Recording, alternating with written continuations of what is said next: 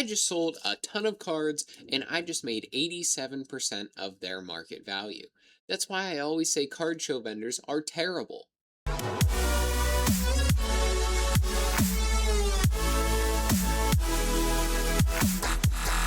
Hello everyone, today I'm going to do a quick reason as to why I always say a lot of the card show vendors offers are terrible.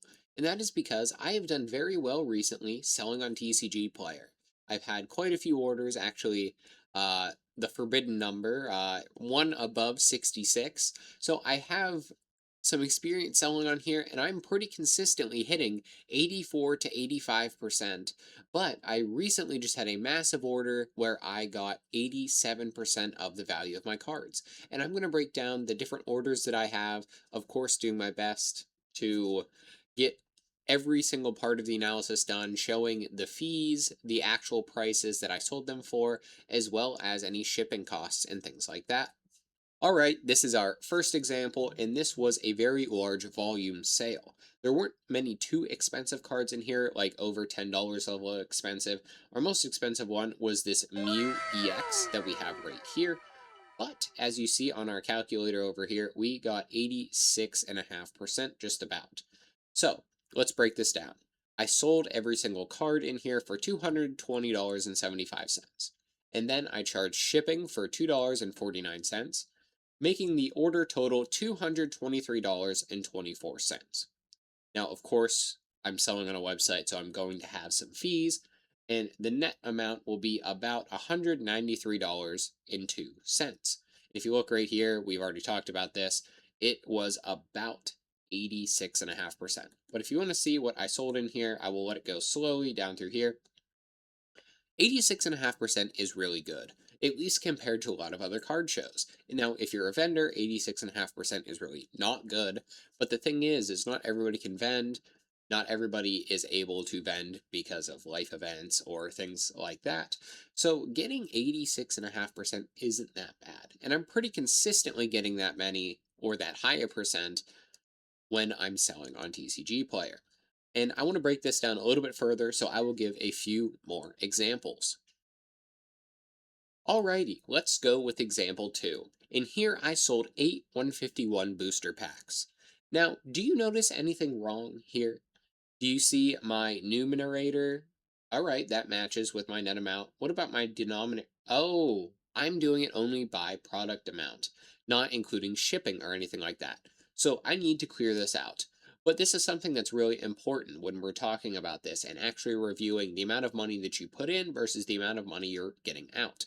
Because don't get me wrong, that was almost 89%, which is really good. But we need to properly look at this so we can track how much we're making, how much we are losing to fees, and other things like that.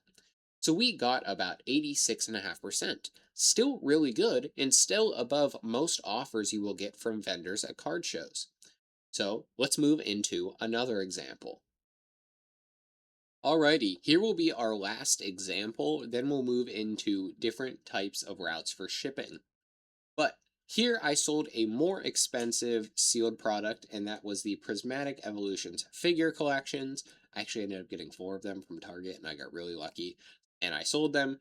But we ended up getting about 86.5% once again. Of course, there's a little bit of rounding here.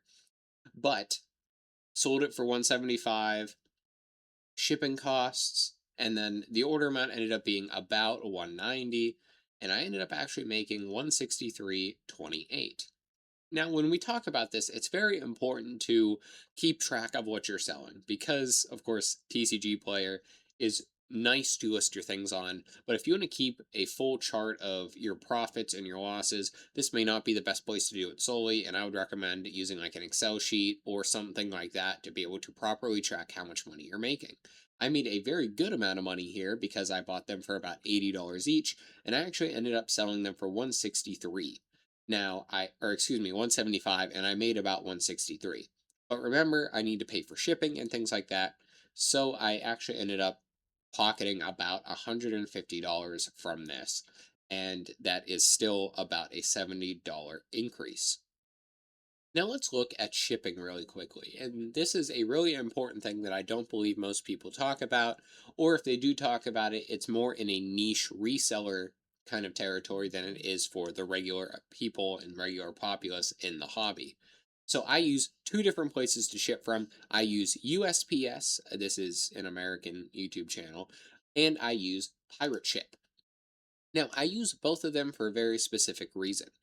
I use USPS for letters. I actually ship out single cards, as you saw in my examples, and a lot of the times I can just put them in a regular letter or something like this, have it fall within their parameters, and it usually costs me about, we'll say 75 cents all the way up to $2, depending on the weight of the letter. But if I do something larger, like say for example, this box that I'm shipping out, this is where my larger lot that I just sold is today, and I'm not going to be able to fit this in a letter, obviously. I use Pirate Ship. Pirate Ship allows me to put in the dimensions, and of course, it's the same type of shipping, but it tends to be much cheaper than USPS. And this is something that I wish that I would have known a lot earlier, because I would have saved a lot more money on shipping costs and be able to pocket things more, which would in turn mean more profit for me from selling. So when you're doing this, take into account where you're shipping to as well. I have it based off of a certain address. Now, I have done my best to scrub every single identifiable information because I don't want people looking at where I live. Um, but it is important to know where you're shipping, because sometimes if you're shipping to like Hawaii or something like that, it costs a little bit more. Now, I only ship inside of the United States, which is something that I choose to do just because I don't want to deal with imports and exports to like Canada or to Mexico or to something like that, because shipping costs then tend to cost a lot more. But you can also set that up on your TCGplayer account. But this was just a very brief overview, and I will catch you in the outro. Alrighty, everyone. I hope this video helped you today. If you are ever thinking about selling your cards and you can never find a good offer on it, TCGplayer is a very good option for you. You can sell sealed, you can sell single cards. The only thing that I found that you really can't sell in there consistently is slabs. So if you want to sell some of your cards, you need some quick cash or something like that, TCGplayer is great to deal with. It's so much better than haggling with some people on Facebook Marketplace or eBay. It's much more streamlined than any other online site that I have saw, including places like Mercari or eBay.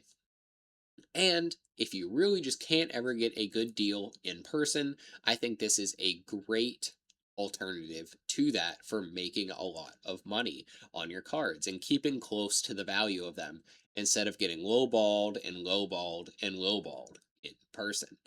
Thank you very much for watching. If you enjoyed this video, please subscribe. Let me know what type of content you want to see in the future.